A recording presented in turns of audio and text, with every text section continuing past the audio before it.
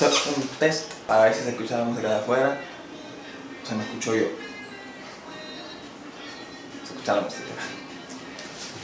I'm gonna start out by saying that this was not the video that I was supposed to record next, but you know, this thing didn't work properly for me to record the other video. So let's begin. Welcome once again to Film Talk. This time we're gonna be talking about Knives Out.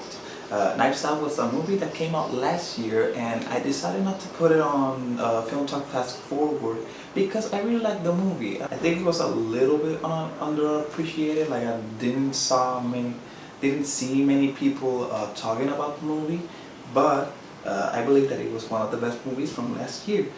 The reason why I watched this movie is because I loved everything that Chris Stuckman had to say about it. If you don't know Chris Stuckman, I think he's the most well-known movie reviewers out there. So if you haven't watched any of his videos, I really recommend you to go and look up Chris Stuckman. So I went to the theater and watched this movie. I don't think I really watched any trailers. I catch a glimpse of a trailer on TV while I was walking on the living room. I saw and I was like, that's the movie I'm gonna see this weekend. Then I went to the theater and I watched the movie, and I came out with one of the best experiences that I've ever had while watching a movie. Since it was like a whodunit genre, I knew that I was gonna have to be looking at stuff ever since the beginning. And I really gotta say that this is one of the best scripts that I've ever seen on screen, because everything, like you feel that every single scene has a purpose, and everything we see around every single scene comes back in the end.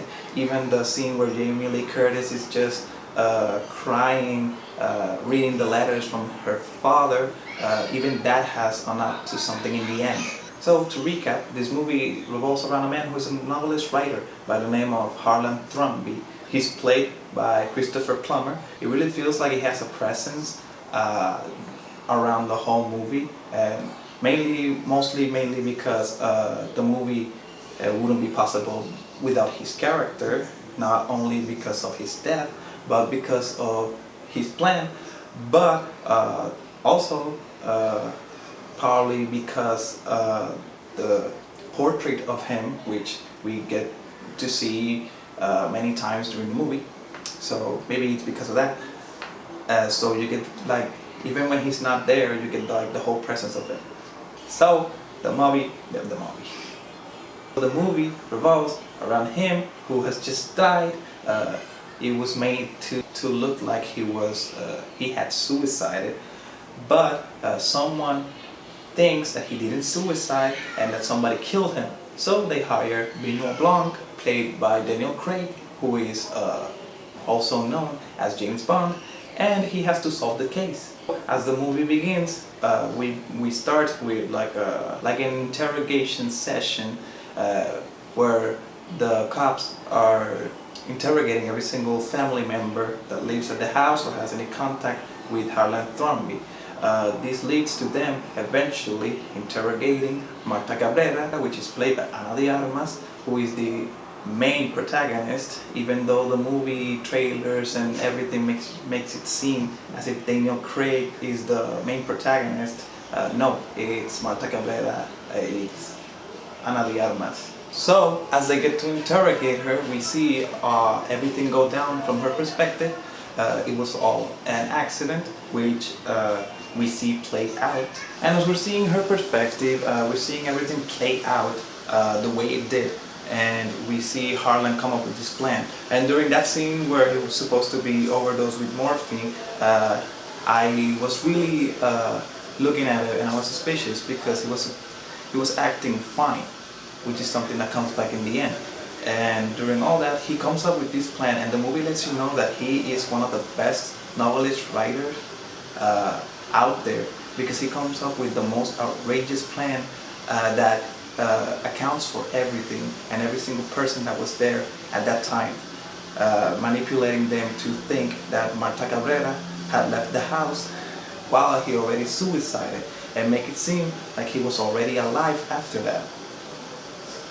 When they start being suspicious, about Martha. There comes Ransom, who is the grandson of Harlan and played by Chris Evans.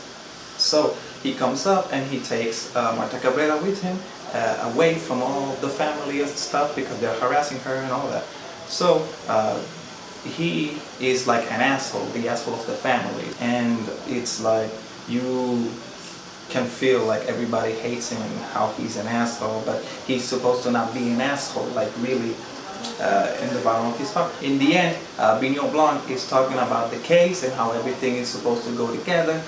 Marta was supposed to declare herself guilty in front of the family, but he stops her as he gets some new evidence from the paper she just gave her, and he starts rambling and he comes up. Daniel Craig delivers one of the best monologues out there in one of the best ways. Like he just goes down, and if I understand correctly, that was one of the first scenes they filmed on set, and he just went down on this monologue explaining every single detail of every single on the case. And after this, we realized that Harlan was not overdosed and that he actually committed suicide, and that Ransom actually changed the bottles, and that's the reason why Marta got confused and switched the bottles, because the liquids are different and she knows instinctively that they are different.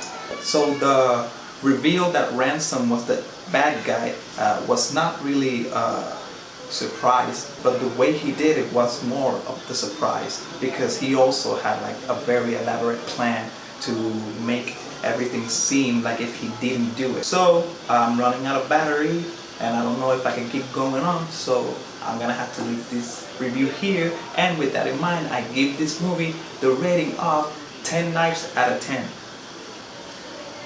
If you haven't watched the movie, I really suggest you to watch the movie. It's pretty awesome, and if you watch it once, watch it again so you can pick up on everything that comes back at the end. There is a lot of hidden exposition around the movie.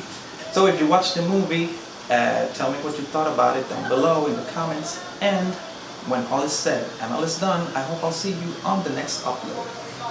And before we leave, I want to say that I have new lights. I have a new set of lights. I have 3 lights, and I'm using one as a backlight. This one is like a key light, and I have like a field light over here. So we're not gonna suffer from light anymore. I can wait all I can. But I'm not gonna wait that much because I'm like recording at night. But the light is not going to suffer that much anymore. So good on that.